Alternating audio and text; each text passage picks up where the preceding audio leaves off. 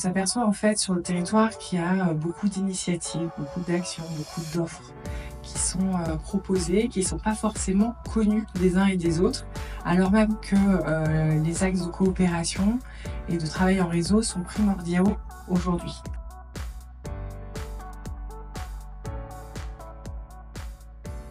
Est-ce que finalement il y a un certain nombre d'actions qui se développent, mais pas de massification? Ou est-ce qu'on peut dire aujourd'hui qu'il y a un vrai mouvement qui prend de l'ampleur? En fait, c'est des enjeux stratégiques de business et de durabilité dont on parle.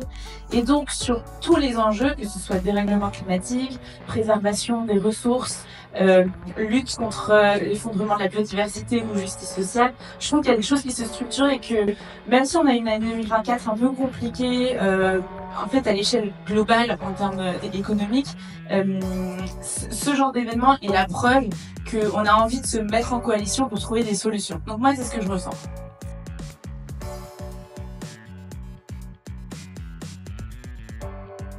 Dans cette charte, évidemment, on introduit les différents objectifs, les différents ODD, objectifs de développement durable qu'il y a dans la norme ISO 27000. Au bout de plusieurs années, je me suis dit, bon, ça fait quand même pas mal de reprendre les études. Et du fait de mes différentes expériences, le commerce, c'est tout de suite le chemin qui m'a le plus parlé et du coup me voici. C'est notre quotidien. Nous, on s'est doté d'une raison d'être, qui est favoriser et développer tout simplement les compétences des habitants du territoire, des demandeurs d'emploi, des salariés évidemment, et à travers ça, de tout le public. Et ça nous conduit en fait aujourd'hui à statutairement, dans nos statuts juridiques, nous avons une mission qui est de favoriser celle-ci. Nous avons un objectif de développement durable. Je ne sais pas si vous le savez, mais nous avons des objectifs de développement durable 2030 à atteindre au niveau de la nation. Et nous, on a décidé d'en prendre un qui est l'ODD numéro 8, c'est-à-dire favoriser la croissance, mais aussi favoriser l'emploi. C'est sensible faire attention aux commandes, essayer de limiter un maximum, de ne pas trop commander pour que ça finisse dans la casse. Nous, en hypermarché, on donnait beaucoup au Resto du Cœur. Nous, on est en lien avec, moi je suis du secteur, je suis loin du côté de Dreux, on est en lien dans le 78 avec Oudan. Donc on fait beaucoup de dons quotidiennement tous les jours et donc tous les jours chercher des bons produits. Et puis actuellement je suis dans un espace culturel, donc c'est également beaucoup le tri, faire carton, plastique, polystyrène, voilà, bien tout trier, ne pas jeter à la poubelle n'importe comment. Dans nos pharmacies en région centre, en tout cas, ça fait 4 ans maintenant que la RSE a intégré la formation et les pharmacies, ce qui n'est pas le cas de partout, donc ça c'est là, côté fierté.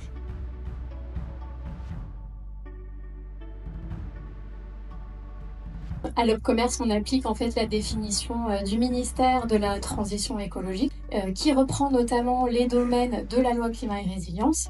Et cette définition, c'est de faire évoluer la façon dont on produit, dont on consomme, dont on se déplace, dont on se loge, voire même ça va jusqu'à des questions de vivre ensemble et des questions démocratiques. On zoome à l'échelle du secteur du commerce, c'est beaucoup des enjeux de l'économie circulaire.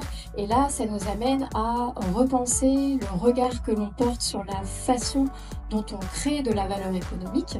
Et là où aujourd'hui on fait du tout jetable, c'est-à-dire qu'on extrait des ressources, on les transforme, en Claire en parlait tout à l'heure, on les distribue, on les utilise et on les jette, il faut parvenir à recréer ou à créer plus exactement un modèle beaucoup plus circulaire où on vient remettre de la valeur économique sur l'ensemble de la chaîne de valeur. Il est évident que toutes les entreprises de notre secteur n'ont pas le même niveau de sensibilité, d'expérience et donc de maturité au regard de cette thématique. Et notre principal atout dans cette entreprise, c'est le test flash, donc un outil digital qui a été co-construit avec le soutien précieux de nos délégations régionales et articulé autour d'une quinzaine de questions qui doit permettre de dresser en 20 minutes les principales caractéristiques de l'entreprise au regard de cette transition écologique, de saisir les besoins, les perspectives, les enjeux pour, en miroir, proposer une offre de service qui soit la plus juste, la plus cohérente, la plus adaptée possible. Donc, dans le cadre de l'accompagnement, le consultant a émis des recommandations.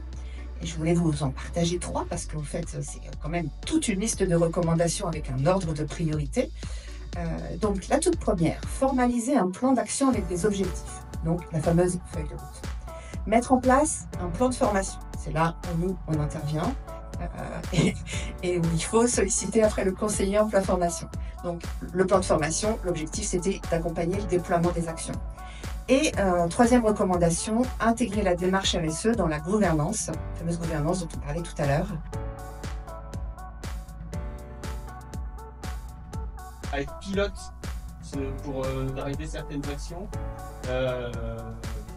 Et ben, en fait, ça ne nécessitait pas beaucoup d'investissement et ça pouvait avancer assez rapidement. Donc on a constitué, nous, on est une vingtaine de salariés et on a quand même réussi à constituer un comité de 6 personnes, donc c'est quand même assez important. Et au final, on a plus de la moitié des salariés qui sont impliqués dans au moins une action RSE.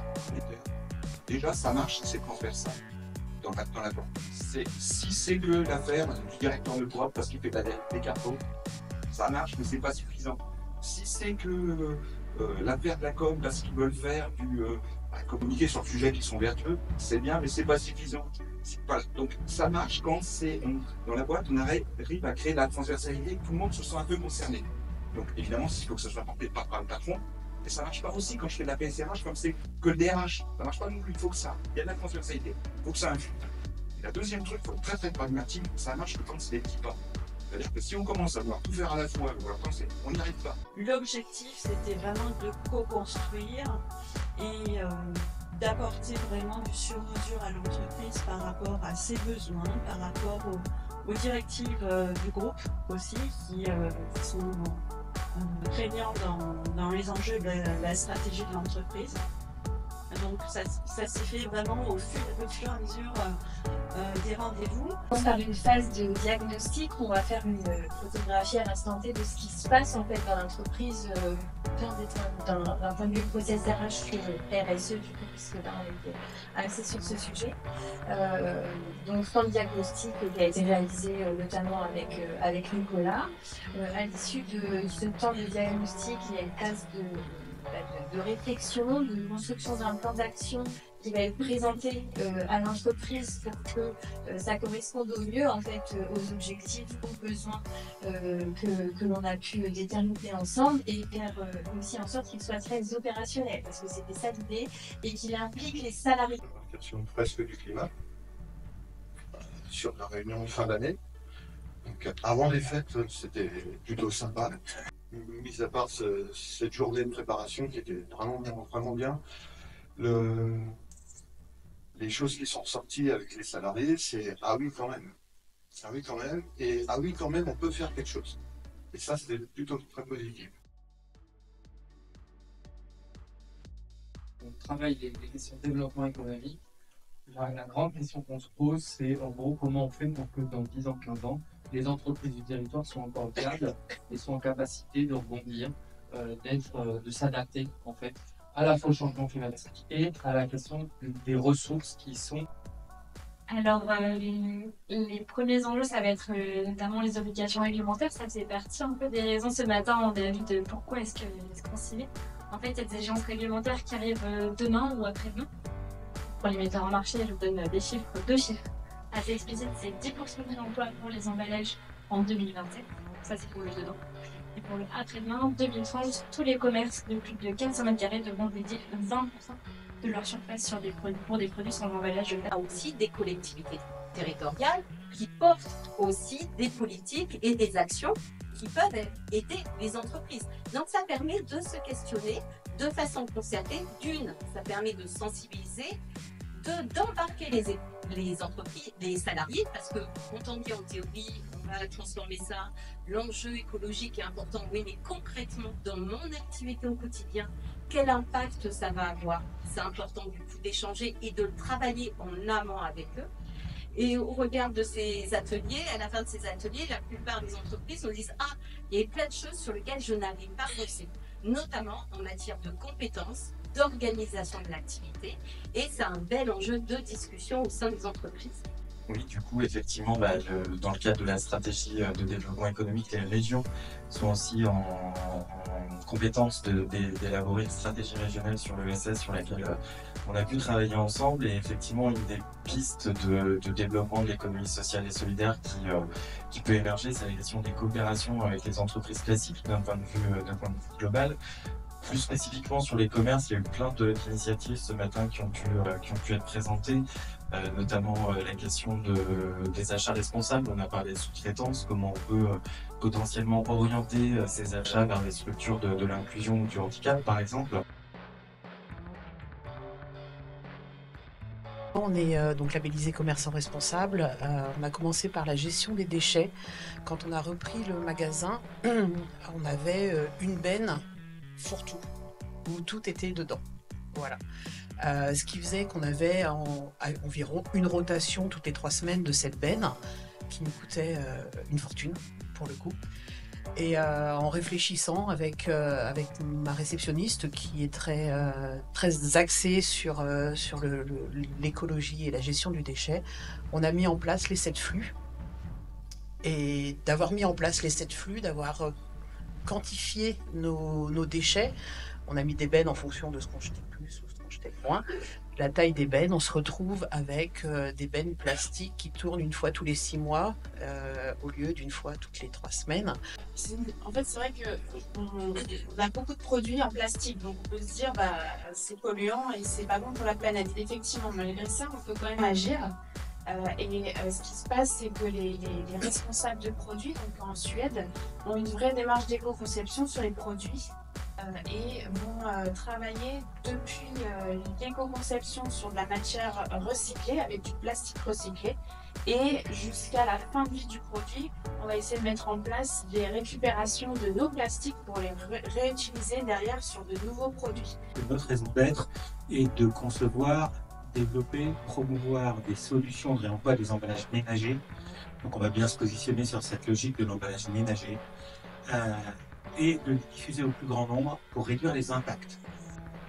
Notre difficulté, effectivement, aujourd'hui, ce serait de se tourner vers nos fournisseurs, leur demander de faire des efforts. Alors, on n'a pas assez de pouvoir sur eux. On a bien compris dans notre diagnostic qu'il fallait qu'on se tourne vers eux en leur demandant peut-être des méthodes de livraison plus propres, des systèmes de stockage, mais malheureusement, pour l'instant, il n'y a pas trop de solutions. Nous, la seule solution qu'on ait, c'est effectivement de travailler avec des entreprises les plus proches possibles de chez nous. Je suis très content de cette initiative de la part de mon entreprise et ça me paraît moi normal de suivre par la suite. Enfin, c'est en parlant en fait avec beaucoup de nos clients, aussi avec nos fournisseurs pour savoir vraiment leur traçabilité.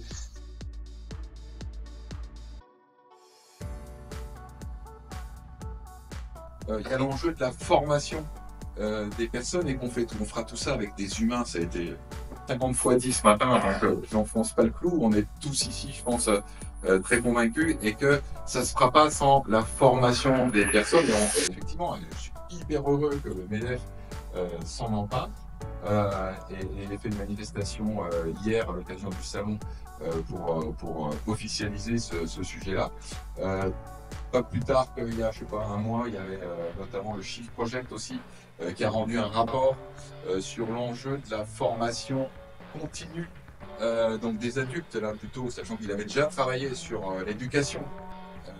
Au passage, citer que c'était dit au tout début, mais rendre grâce aux administrateurs du commerce. Vous savez que les OPCO, c'est des associations en 1901 qui sont gérées par des partenaires sociaux, donc des représentants employeurs, des représentants salariés, et rendre quand même saluer le fait qu'en 2020, bon, c'est pas si vieux que ça, mais ils ont décidé, avant la loi climat et résilience, de travailler sur un EDEC. Un EDEC, c'est en gros un contrat que des partenaires sociaux font avec l'État, où l'État apporte un cofinancement et l'État les titille, et puis eux aussi ils avancent sur éco-prospective. Donc on était sur ce sujet de la transition écologique et c'est de là que sortent les 6 piliers du commerce responsable et c'est comme ça qu'on a enclenché nos travaux.